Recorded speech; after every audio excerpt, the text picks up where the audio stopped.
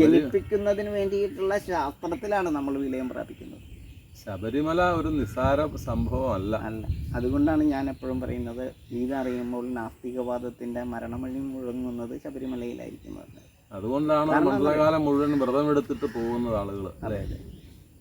ഈ പഞ്ചദ്രാവിഡ ദേശത്തെയും പിടിച്ചു നിർത്തുന്ന ആ ദ്രാവിഡ ദേശത്തിന്റെ പീഠമാണ് ശബരിപീഠം.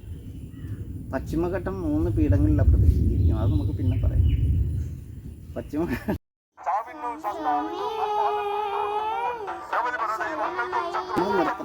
അതുകൊണ്ടാണ് വണ്ടിയൊക്കെ ആദ്യം ഓടിക്കുന്ന സമയത്ത് നാരങ്ങയിൽ കയറ്റി വണ്ടി എടുക്കും. ശ്രദ്ധിച്ചിട്ടില്ലേ? ജീവരസത്തെ ഏറ്റവും നല്ലതായിരിക്കുന്ന നാരം അത് നാരങ്ങയിലാണ്. ആ നാരത്തെ ജീവലോകത്തിന് കൊടുത്തുകൊണ്ട് എൻ്റെ രഥമുട്ടുള്ള ടൈമാണ്. അത് ശരി. അതാണ് അന്ധവിശ്വാസത്തിൻ്റെ വാക്കല്ല, അന്ധവിശ്വാസത്തിൻ്റെ പ്രവൃത്തിയല്ല, ശാസ്ത്രവിശ്വാസത്തിൽ അറിഞ്ഞുകൊണ്ടല്ലോ ആളുകളാരും ചെയ്യുന്നത്. അതെ. ഏറ്റവും ജീവരസം ചീറ്റിച്ചുകൊണ്ട് ആണ് ആ രഥം ആദ്യമായിട്ടുള്ളത്. അതിനാണ് നാരങ്ങ വെച്ചുകൂടി. അപ്പോൾ അതിനാണ് ഗണപതിക്ക് കമ്പാൽ നാളികേരം ഉടയ്ക്കുമ്പോൾ സംഭവിക്കുന്നത് എന്താ? നാളികേരം എറിഞ്ഞുടയ്ക്കുമ്പോൾ നാളികേരത്തിനകത്തിരിക്കുന്നത് ലോകബോധമായിരിക്കുന്ന പാർവതിയാണ്. ജലം അല്ലേ നാളികേരത്തിനകത്തിരിക്കുന്നത്? അതിനകത്തിരിക്കുന്ന വെളുത്ത കാമ്പ് ശൈവശക്തിയാണ് അല്ലേ? അതിനകത്ത് വായുവുണ്ട്. നല്ല സത്വഗുണമുള്ള വായുവാണ് അതിനകത്തിരിക്കുന്നത്. പാർവതിയാണ് അതിനകത്തിരിക്കുന്നത്. ശിവത്വമാണ് അതിനകത്തിരിക്കുന്നത്. ചിരട്ട അഗ്നി തന്നെയാണ്. ആകാശത്തെ പ്രതിനിധീകരിക്കുന്ന മടലാണ് അതിൻ്റെ പുറത്ത്. ശരിക്കും പഞ്ചഭൂതാത്മകമാണ്, ത്രിഗുണിയാണ്. 3 കണ്ണുണ്ടത്. അതാണ് രജോ സപ്ത തമോ ഗുണങ്ങളെ ചേർന്ന് നിൽക്കുന്ന ശാസ്ത്രത്തിലെ ഏറ്റവും വലിയ കൽപ്പാന്തത്തെ അകറ്റുന്ന വൃക്ഷം എന്നുള്ളതുകൊണ്ടാണ് കൽപ്പം. അങ്ങനെ ഒരു വൃക്ഷവും അങ്ങനെ ഒരു ഫലവും വേറെ ഒന്നും ഇല്ലല്ലോ. വേറെ ഇല്ല. ഇത് ശാസ്ത്രത്തിന്റെ കണ്ടെത്തലാണ് ഇതിനെ ഡെവലപ്പ് ചെയ്തെടുത്തേക്കുന്നത്. അതാണ് കൽപ്പവൃക്ഷം എന്ന് പറയുന്നത്. കൽപ്പാന്തത്തെ അകറ്റുവാൻ നമ്മൾ നടേണ്ടത്, പരിപാലിക്കേണ്ടത്, അതായത് ഭൂമിയിലെ ജലത്തിൻ്റെ അളവിനെ, സമുദ്രത്തിൻ്റെ ഉയരം കൂട്ടാതെ കുറയ്ക്കുവാനായിട്ട് കൽപ്പവൃക്ഷ തൈകളെ നടൂ എന്നാണ് പറയുന്നത്. കൽപ്പാന്തത്തെ അകറ്റാൻ കൽപ്പവൃക്ഷം. അപ്പോൾ ആ ശാസ്ത്രത്തിൻ്റെ നാളികേരത്തെ ആണ് നമ്മളവിടെ കൊണ്ടുപോകുന്നത്. ത്രിഗുണിയാണ്, അതായത് ഇലക്ട്രോൺ ന്യൂട്രോൺ കണങ്ങൾ തന്നെയാണ്. അല്ലാണ്ട് നമ്മൾ ഇത് പറയുമ്പോൾ മലയാളം അല്ലെങ്കിൽ സംസ്കൃതം ഭാഷ ഉപയോഗിക്കുമ്പോൾ അത് അന്ധവിശ്വാസം എന്ന് പറയരുത്. അതായത് ദൈവ ജൈവ ശൈവ ഗണങ്ങളുടെ ഒന്നായിട്ടുള്ള രൂപമാണ് അത് ഈ നാളികേരം. ആ നാളികേരത്തിൽ ഇരിക്കുന്നത് നല്ല മണ്ണാണ്.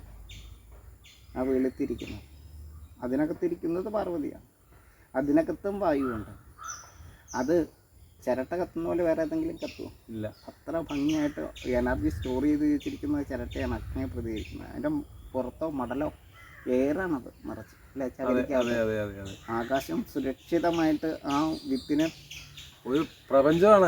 അതെ, പ്രപഞ്ചത്തിന് തുല്യമാണ്. അപ്പോൾ എങ്ങനെയാണോ നമ്മളുടെ ഭൂമിയെ ആകാശം പൊതിഞ്ഞ് നിർത്തിയിരിക്കുന്നത്, അതിലെങ്ങനെയാണോ അഗ്നി നമ്മളെ സുരക്ഷിതമായിട്ട് പ്രകൃതിയുടെ എല്ലാ വൈഭവത്തെയും ചേർത്ത എനർജിയായിട്ട് ചിരട്ട അവിടെ ഇരിക്കുക. അതിനകത്താണ് ശുദ്ധമായിരിക്കുന്ന മണ്ണ്, അതിനകത്താണ് ശുദ്ധമായിരിക്കുന്ന ജലം, ശുദ്ധമായിരിക്കുന്ന വായു. ഇത്രയൊന്നും വിചാരിച്ചല്ല ഞാൻ ചോദിച്ചത്. പക്ഷെ ഇത്രയും അതിൻ്റെ മുഴുവൻ മനസ്സിലായില്ലെങ്കിൽ അനവധി വർണ്ണിക്കേണ്ടിയിരിക്കുന്നു. ഒരു തവണ പറഞ്ഞാലൊന്നും ഇതാവില്ല. ഇല്ല. പക്ഷെ എന്നാൽ പോലും കേട്ടപ്പോൾ ഉണ്ടാകുന്ന ഒരു സന്തോഷം നിസ്സാരമല്ല. സന്തോഷി ഈ മണ്ണും ഈ മഹാവൈഷ്ണവ ശക്തിയും ചേർന്ന് ജനിപ്പിക്കുന്നതാണ് ജലം. പാർവതിയെ ജനിപ്പിക്കണമെങ്കിൽ ലോകപീഠമായിരിക്കുന്ന, അത് ശബരിപീഠമായിരിക്കുന്ന ശബരം എന്ന് പറഞ്ഞാൽ ജലം എന്നാണ് അർത്ഥം. ലോകപീഠമായിരിക്കുന്ന ശബരിപീഠത്തിൽ ലോകമാതാവായിരിക്കുന്ന ശുദ്ധജലത്തെ പ്രതിഷ്ഠിച്ചുറപ്പിക്കുന്നതിന് വേണ്ടിയിട്ട് അവിടെ ജനിക്കുന്ന ശാസ്ത്രം ശൈവശക്തിയും ഈ വൈഷ്ണവശക്തിയും ചേർത്ത് ജനിപ്പിക്കുന്നതാണ്. അതുകൊണ്ടാണ് പാർവതിയെ ജനിപ്പിക്കണമെങ്കിൽ രണ്ട് പരുഷമായിരിക്കുന്ന ശക്തിയിൽ നിന്ന് ജനിക്കുന്ന ശ്രീഭാവമായിരിക്കുന്ന വിഷ്ണുവിൻ്റെ മോഹിനീഭാവമായിരിക്കുന്ന ഈ സസ്യപ്രകൃതിയിൽ തലകളുള്ള ലോകത്തെ ജനിപ്പിക്കുന്ന ലതകളുള്ള ലോകം ഉണ്ടാകുമ്പോഴാണ് ശിവനിൽ നിന്നും ഈ മഹാവൈഷ്ണവ ശക്തിയായിരിക്കുന്ന ഈ സസ്യലോകത്തിൻ്റെ മോഹിനീഭാവമായിരിക്കുന്ന ദുർഗാഭാവത്തിൽ നിന്നും ശാസ്ത്രം ജനിക്കുന്നത്. അപ്പോൾ ഏകദേശം കാര്യങ്ങൾ മനസ്സിലായി. ചോദ്യത്തിന് ഉത്തരം കിട്ടി, പക്ഷെ ഉത്തരം മുഴുവൻ പഠിക്കണമെങ്കിൽ താമസം വരും. അപ്പോൾ അന്ധവിശ്വാസമല്ല. എങ്ങനെ ആണും ചേർന്നാൽ കുട്ടികളുണ്ടാവും എന്ന് ചോദിക്കുന്ന ഒരുപാട് ആക്ഷേപിക്കുന്ന ചോദ്യം ഞാൻ കേട്ടിട്ടുണ്ട്. ശിവൻ മണ്ണാണ്, ഈ ഭൂമിയാണ്. ഭൂമി അർദ്ധനാരീശ്വരനാണ്. 7 കടലും 7 കരയും ചേർന്നതാണ്. ചന്ദ്രനാഥനാണ് ശിവൻ, ഭൂമി. ചന്ദ്രൻ്റെ നാഥൻ ഭൂമിയാണ്. നാഗം ജീവനെ പ്രതികരിക്കുന്നതാണ്. അനന്തകോടി ജീവജാലങ്ങളിൽ ശയിക്കുന്നവൻ അനന്തൻ. ഇപ്പോൾ ശേഷിക്കുന്നവർ ശേഷം, ഇപ്പോൾ വസിക്കുന്നവർ വാസി. ഞാൻ പെട്ടെന്ന് ഒരല്പം ദൂരേക്ക് മാറുക. ഈ നാളികേരം തന്നെയാണ് മാളികപ്പുറത്ത് അവിടെ ചെല്ലുമ്പോൾ ദേവലോക മാതാവിൻ്റെ അടുത്ത് ചെല്ലുമ്പോൾ അവിടെ ഇത് വയ്ക്കുന്നത്. ശരിക്കും ലോകത്തിൻ്റെ പീഠം എന്ന് പറഞ്ഞത് ഈ എല്ലാവരും പറയില്ലേ, ഒരുപാട് പറഞ്ഞു തന്നെ, എന്നാലും എൻ്റെ മെമ്മറിയിൽ നിന്ന് കട്ടായി പോകും ചോദിക്കുന്ന ഇടയ്ക്ക്. അതായത് ജീവൻ ജനിച്ചത് ആഫ്രിക്കയിൽ നിന്ന് വധിക്കുന്നവരുണ്ടല്ലോ, ഭാരതത്തെ തകർക്കാൻ വേണ്ടിയിട്ടാണ്, ഭാരതത്തിൻ്റെ പൈതൃകങ്ങളെ മുച്ചൂടും നശിപ്പിക്കാൻ വേണ്ടിയിട്ടുള്ളൊരു വാദമാണത്. പക്ഷേ ലോകത്തിൻ്റെ യമപീഠം ഇരിക്കുന്നത്, മരണപീഠം ഇരിക്കുന്നത് ഈ തമിഴകത്താണ്. അത് കന്യാകുമാരിയിലാണ്. അതാണ് യമപീഠം.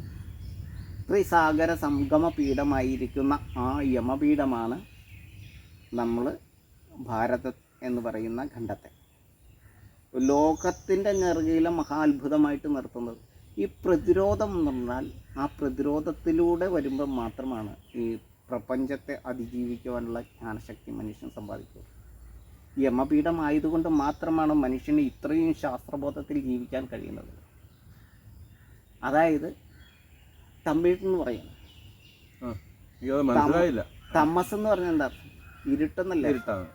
ഇരുട്ട് ഡാർക്ക് എനർജിയാണ്, മരണകാരണമാണ്. തമ എന്ന് പറഞ്ഞാൽ ഇരുട്ടാണ്, മരണത്തിന് കാരണമായിരിക്കുന്ന എനർജിയുടെ പീഠമാണ്. അതായത് യമൻ്റെ പീഠമാണ് ഭാരതഖണ്ഡം, ഈ തെക്കേ ഇന്ത്യ.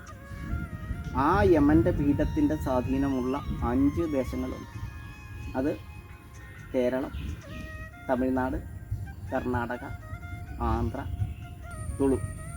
അപ്പോൾ ഈ 5 ഭാഷകളാണ് തമിഴ്, മലയാളം, കന്നഡ, തെലുങ്ക്, തുളു. ഇതാണ് 5 ദ്രാവിഡ ഭാഷ. ഇതാണ് 5 ദ്രാവിഡ ദേശങ്ങൾ. ഈ 5 ദ്രാവിഡ ദേശങ്ങളുടെ പ്രത്യേകത എന്ന് പറഞ്ഞാൽ യമപീഠത്തിൻ്റെ സ്വാധീനത്തിലാണ്, മരണപീഠത്തിൻ്റെ സ്വാധീനത്തിലാണ്. തമിഴകമാണിത്. തമസ്സിന് പ്രാധാന്യമുള്ള ദേശമാണിത്. ആ തമസ്സിന് പ്രാധാന്യമുള്ള ദേശം, ഇരുളിന് പ്രാധാന്യമുള്ള ദേശം, രാത്രിക്ക് ഡാർക്ക് എനർജിക്ക്, രാത്രിക്ക് നെഗറ്റീവ് എനർജിക്ക് ശക്തി കൂടുതലുള്ള പ്രദേശമാണിത്. അപ്പോൾ ആ പ്രദേശത്തിൻ്റെ ജീവനെ ഹനിക്കുന്നതിന് കാരണമായിരിക്കുന്ന ആ തമസിനെ മാറ്റുന്നതിന് വേണ്ടിയിട്ട് ഭൂമിയെ ഭാരനാൽ ഗർഭത്തെ, അതായത് ഭാരനാൽ തം തീർക്കുന്ന ഗർഭപാത്രം തീർക്കുന്ന ഇടമാക്കി മാറ്റുന്ന ഇടമാണ് ഈ ഖണ്ഡം, ഈ സൗത്ത് ഇന്ത്യ. അതായത് ഭാരനാൽ തം തീർക്കുന്ന, ഗർഭപാത്രം തീർക്കുന്ന, ഭാരൻ എന്ന് പറഞ്ഞാൽ വിഷ്ണുവാണ്. ആ ഭാരനാൽ തം തീർക്കുന്ന, ഗർഭപാത്രം തീർക്കുന്ന, അതായത് ജന്തുലോകത്തെ തീർക്കുന്ന, ജന്തുലോകത്തെ ജനിപ്പിച്ച, ആദ്യമായിട്ട് ജന്തുലോകം ജനിച്ച ഇടമായതുകൊണ്ടാണ് ഭാരതം എന്ന് പറയുന്നത്. ജീവന് വേണ്ടിയിട്ട് പാർവതിയെ ഈ ഭൗമോപരിതലത്തിൽ ഉയർത്തി നിർത്തുന്ന ഒരു പ്രക്രിയയാണ്. അത് ആ പീഠമാണ്, പഞ്ചദ്രാവിഡ പീഠത്തിൻ്റെ പീഠമാണ് ശബരിപീഠം. ലോകമാതാവ് എന്ന് പറഞ്ഞാൽ ശബരിപീഠത്തിലുള്ളതാണ്. അവിടെ വെറും ഒരു മാതാവല്ല ഇരിക്കുന്നത്, ലോകമാതാവാണ്, ദേവലോക മാതാവാണ് പാർവതി, പരിശുദ്ധമായിരിക്കുന്ന ജലം. അതുപോലെ ശരണം വിളിക്കുമ്പോഴേ മലയപ്പുറത്തമ്മ ദേവലോക മാതാവ് എന്നാണല്ലോ പറയുന്നത്. അതെ അതെ, വെറുതെ ഒരു ആളല്ല അവിടെ ഇരിക്കുന്നത്, ലോകത്തിൻ്റെ മാതാവാണ്. ജീവൻ എന്ന് പറഞ്ഞാൽ എന്താണ്? ജലമാണ്. ജലം പാർവതിയാണ്. ജീവനെ പർവ്വതീകരിക്കുന്നത് ആരോ അവൾ പാർവതി. നമ്മളും ജലത്തിൻ്റെ മായയാണ്. അപ്പോൾ നമ്മൾ അറിഞ്ഞിരിക്കേണ്ട വസ്തുത എന്ന് പറഞ്ഞാൽ ഈ ശബരി പീഠത്തിൽ ലോകമാതാവായിരിക്കുന്ന പാർവതിയെ പ്രതിഷ്ഠിക്കുന്നതിന് വേണ്ടിയിട്ട് ജനിക്കുന്ന ശാസ്ത്രമാണ് അവിടെയുള്ളത്. ജനിപ്പിക്കുന്നതിന് വേണ്ടിയിട്ടുള്ള ശാസ്ത്രത്തിലാണ് നമ്മൾ വിലയം പ്രാപിക്കുന്നത്. ശബരിമല ഒരു നിസ്സാര സംഭവമല്ല. അല്ല, അതുകൊണ്ടാണ് ഞാൻ എപ്പോഴും പറയുന്നത്, ഇതറിയുമ്പോൾ നാസ്തികവാദത്തിൻ്റെ മരണമൊഴി മുഴങ്ങുന്നത് ശബരിമലയിലായിരിക്കുന്നത്.